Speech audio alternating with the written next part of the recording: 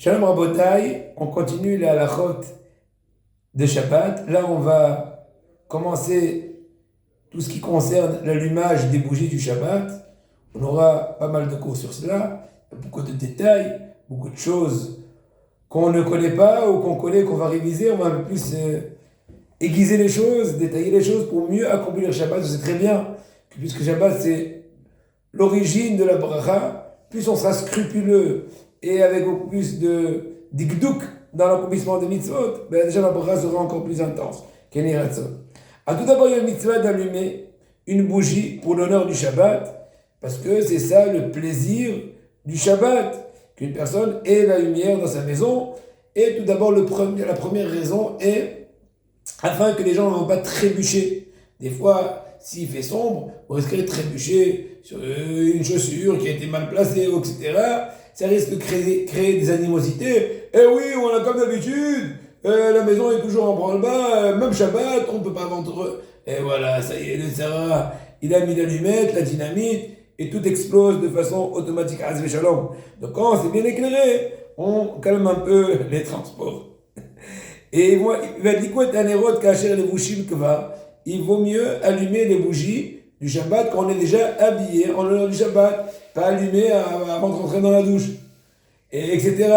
Maintenant, dans un cas de force majeure, imaginons que la femme de foyer n'a pas eu la possibilité de s'habiller avant l'allumage, et si elle va s'habiller auparavant, le temps risquerait d'être restreint, on est déjà proche de la nuit, donc c'est sûr que dans ce cas-là, sauf qu'il peut déjà allumer les bougies, et bien sûr, ensuite s'habiller.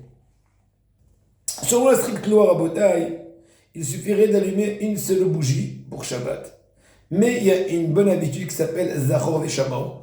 Dans les premiers commandements, et dans qui sont dans Parashat Yitro, et dans le deuxième commandement qui sont dans Parashat Vayet Hanam, une fois c'est marqué par rapport à Shabbat, Zachor, se souvenir du Shabbat, on fait allusion au mitzvot positif du Shabbat. Dans une autre c'est marqué Shamor, c'est surveiller le Shabbat dans le sens qu'il faut s'abstenir de toutes les interdictions du Shabbat. Et donc, en souvenir de Zachor et Shamor, qui sont deux, on met deux bougies. C'est un bon minhag, c'est une bonne habitude de faire ça. Mais surtout celui qui peut multiplier et agrandir le champ des lumières, eh ben tant mieux, c'est un cheval. Bien sûr, il faut qu'il soit bliné d'air. Parce qu'à partir du moment qu'il s'habitue à mettre 5, Khamsa Hout Alik, c'est bien beau, mais il faut continuer avec ce minhag-là, à moins qu'elle ait dit bliné d'air. Maintenant, si une personne qui ne peut pas mettre la minuterie, c'est pas le moment d'être avare, dire oh, ça va rester allumé tout le Shabbat, je vais un peu diminuer les lumières, les ampoules, les néons et les halogènes. Non, c'est pas le moment de faire des économies. L'honneur du Shabbat est clair, kiffe le Shabbat et du plaisir au Shabbat. On sait très bien à Botaï qu'il y a aussi une mitzvah de faire au mieux la bougie du Shabbat, qui soit la mieux, qui éclaire le mieux, etc. Et il vaut mieux, c'est bien aussi de choisir des bougeoirs qui soient en argent ou même si on peut, en or, et de par le mérite qu'on exprime pour l'amour et qu'on chérit cette mitzvah-là, on est en train de l'embellir avec de l'huile, avec une belle mèche, avec on a dit comme tout à l'heure, un beau chandelier, etc. Eh ben, on a le mérite d'avoir des enfants érudits en Torah, Rabotai. Vous le savez très bien, c'est le gros lot. C'est le plus grand bonheur. Une personne qui est attachée à la Torah. Comme c'est marqué, Kiner mitzvah ve Torah or. La mitzvah, c'est un air, c'est une bougie, alors que la Torah, c'est un or, c'est la lumière qui s'attache à la bougie. Donc, de par le mérite des bougies, comme ce qu'il dit Rachid dans Masechet Shabbat, Davkav Gimel Amoud Bet, on parle des bougies de Hanouka et de Shabbat, et ben on a le hors Torah, Kiner mitzvah ve Torah or, les enfants qui sont avidés à Achamim. Je vais finir avec une histoire extraordinaire, bien connue. À l'époque, celui qui connaît un peu la politique, je n'ai pas dit qu'il a besoin de savoir, il y avait le ministre de l'Éducation à l'époque qui a raconté, il s'appelle Zalman Aram, et il était très proche de Ben Gurion. Sa femme, de ce ministre-là, ils étaient loin de la Torah, les pauvres, mais elle avait encore un peu de sa maison l'allumage des bougies.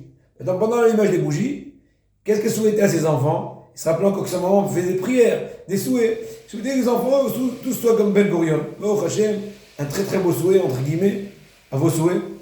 Et voilà. Pourquoi? Parce que son mari, toute la journée en train de parler, il était émerveillé de son génie, de son. Je ne vais pas entrer dans les détails de son erreur de cette personne-là, mais c'est pas ça maintenant mes propos. Et voilà qu'un beau jour, Ben Gurion a rencontré le Hazon Ish. On sait très bien que le Stapler, son beau-frère, le papa d'Abraham Kanievski, Yaakov Israël Kanievski, le Balakot Yaakov, quand il a vu tous les gens qui sont attroupés autour de la maison, et il était curieux de voir comment a l'air Ben Gurion, petit comme ça, un truc, il leur a dit, sauvez-vous, il arrive, sauvez-vous, sauve qui peut.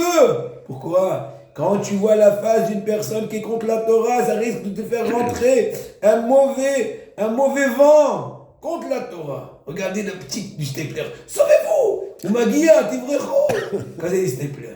En tout cas, après, ils se sont rencontrés, ils ont parlé longuement, etc. Hazon Ish a réussi à rendre patour de l'armée des Talmidei Achamim. Ça n'empêche qu'on reste solidaire, c'est sûr. Il y a l'armée de la Torah et l'armée qui représente Hachem Mishporot Kulam. D'ailleurs, quand il est sorti, il a regretté. Il dit, je ne sais pas comment j'ai accepté.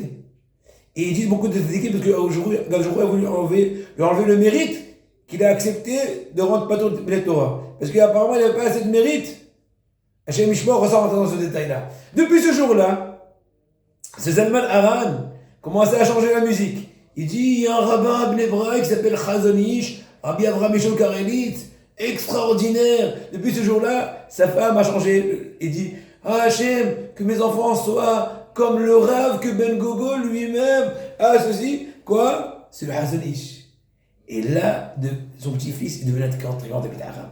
On peut dire, regardez le moment crucial d'allumage qu'il faut demander et prier du fond du cœur. C'est un moment propice et un moment mesougal, les shuot b'atzlaha.